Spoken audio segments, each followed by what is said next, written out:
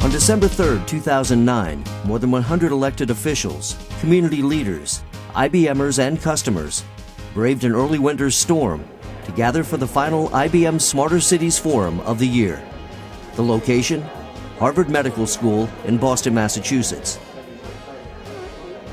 Since May 2009, IBM has conducted more than a dozen of these meetings, including events in New York City and Berlin, Germany.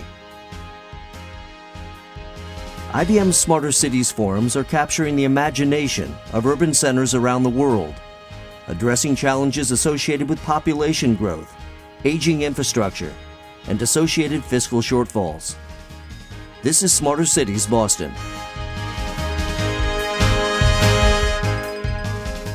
IBM Senior State Executive in Massachusetts, Alistair Rennie, hosted the forum and spoke of the historic opportunity of the Smarter Cities initiative. You know, I've spent time in lots of different places around the globe in the last year, and the dialogue that we're having about how to think about the next generation of systems, how to think about the computing infrastructure for the next 100 years, is one that customers want to participate in because they feel that although you know, we're clearly in a time that's been prompted by crisis in some ways, it's also being viewed as this incredible opportunity where barriers or inhibitors to change are taken away for a period of time. And I don't think people want to miss that opportunity. With more than 7.4 million residents, the Boston metropolitan area is the fifth largest urban center in the United States and in the top 25 internationally. Although this city, which was founded in 1630, has weathered the current economic slowdown better than most areas, it's still facing historic challenges, including a $9 billion budget shortfall. Despite a federal stimulus initiative totaling $14 billion, immense challenges remain. Jeffrey Simon, Director of Infrastructure Investment for the state of Massachusetts, put the size of the issue facing Governor Deval Patrick into perspective. Those who are in governments, particularly in state and local governments, are finding themselves in kind of constant, consistent crisis mode. This administration, the Patrick administration at the state level, has already had to deal with deficits totaling $9 billion. If you laid off every state employee in the operating budget, every single one of them, you would still be short by $900 million. I was surprised after the federal website, recovery.gov, went live, and we report all into that federal website. We have our own as well, but the federal website presents all the national data.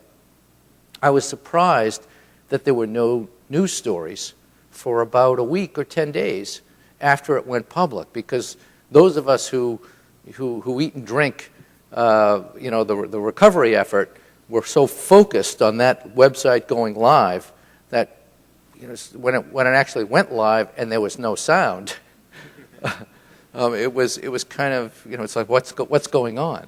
But at the end of the day, after talking with both reporters and just other people, the amount of data was just overwhelming. Our challenge, quite frankly, now is that we have so much data that our challenge is to turn data into information. And that sounds like a statement of the obvious, but it is an enormous, enormous challenge. In addition to main tent presentations, Smarter Cities Boston featured a number of breakout sessions, which included turning data into insights, smarter government, urban healthcare systems, smarter processes, green and beyond, education in the 21st century, and intelligent transportation. The topics resonated with Boston's leading stakeholders from government, academia, and business. Bill Oates, Boston's CIO, attended the Smarter Cities Forum held in New York City earlier this year. One of the reasons we've connected with the Smarter Cities concept is because it's exactly how we've been thinking about doing things within the city. We're trying to get closer to the constituents. We're trying to be easy to do business with. So now you make a phone call 24 hours a day. You go online to cityofboston.gov. If you have any issues, you can submit those directly to us. And now folks walking out in the street can immediately contact us with a really interesting and exciting user interface on their iPhone. We're an older city. We're smarter, but we're older. We have an aging infrastructure. The MBTA, for example, very aged.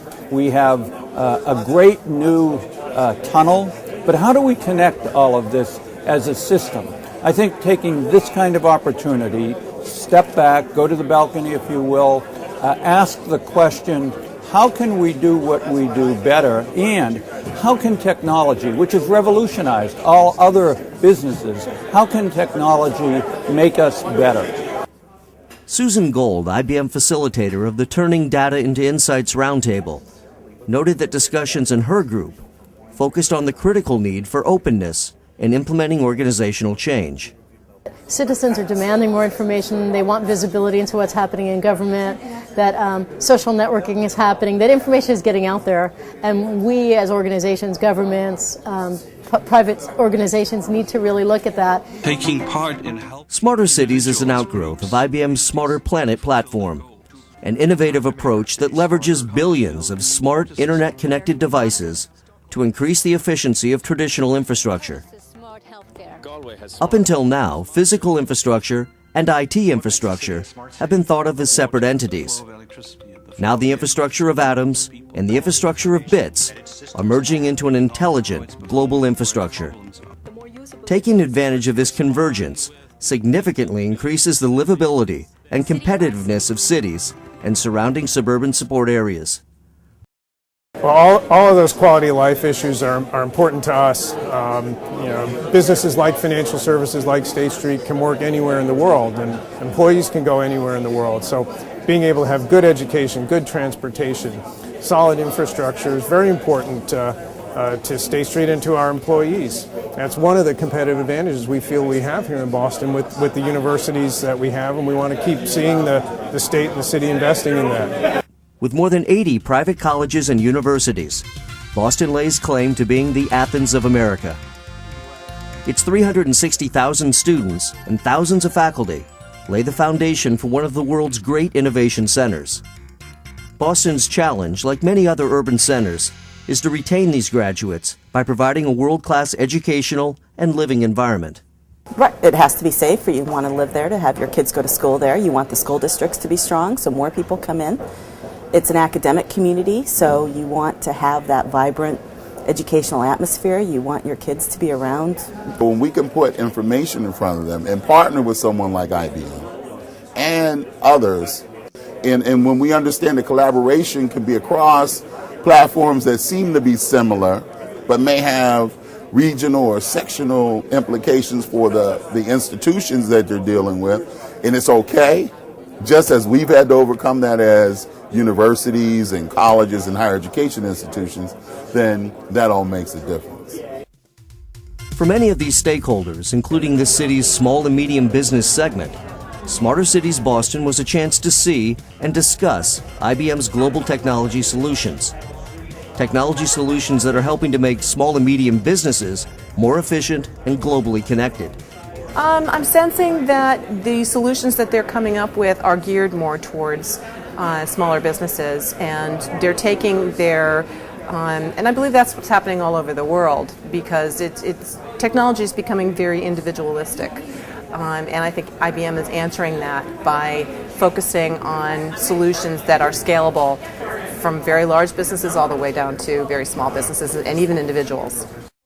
In 2010, IBM is planning a new series of Smarter Cities forums, including a high-profile international session in Shanghai, China. IBM is looking forward to continuing a dialogue with community stakeholders, customers, and public officials on the growing momentum that is Smarter Cities. It's an initiative that's already generated hundreds of ideas for building a smarter planet. And a lot of the discussion outside of the main tent pivoted very quickly from ideas to implementation. So I think we're at a very unique time where people feel motivated to partner, motivated to take a risk, because the stakes are very high. And I think people will succeed because I think people realize that succeeding is required here. This is Don Peterson for IBM Communications.